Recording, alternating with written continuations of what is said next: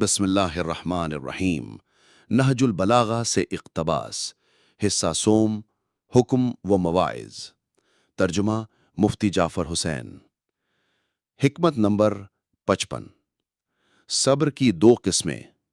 صبر دو طرح کا ہوتا ہے، ایک ناگوار باتوں پر صبر اور دوسرے پسندیدہ چیزوں سے صبر۔ حکمت نمبر 56۔ فقر و غنا۔ دولت ہو تو پردیس میں بھی دیس ہے، اور مفلسی ہو تو دیس میں بھی پردیس۔ وضاحت مؤلف۔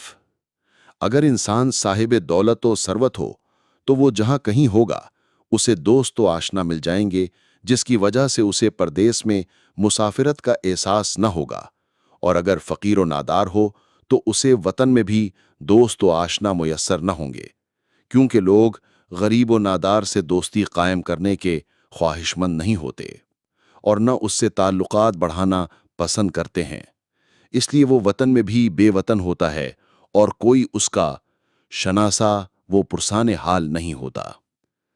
حکمت نمبر 57۔ قناعت۔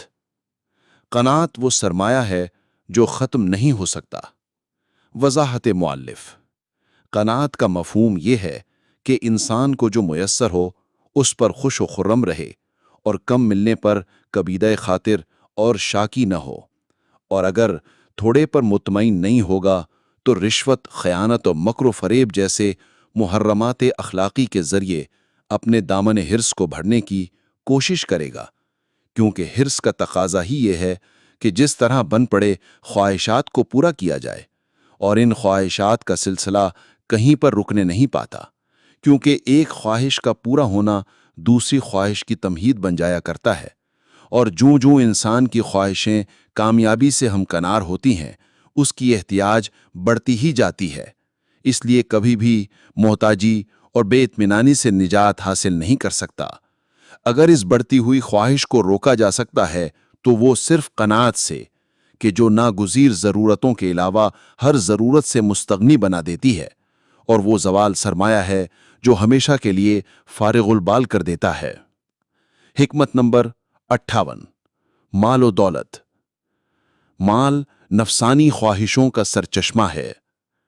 حکمت نمبر 59۔ ناصح کی تلخ بیانی۔ جو برائیوں سے خوف دلائے وہ تمہارے لیے مژدہ سنانے والے کے مانند ہے۔